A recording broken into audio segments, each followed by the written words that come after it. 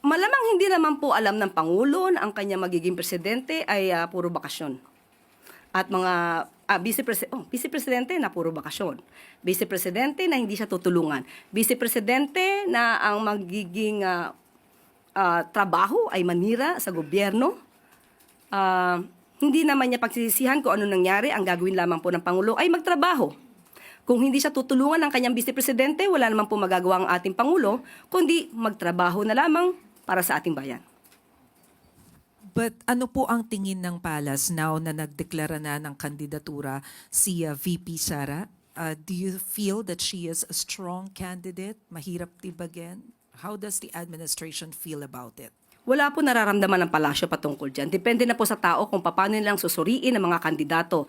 Isipin po nila ang kandidato at magiging leader ay dapat na makabayan. Dapat interes ng bayan ang sinusulong.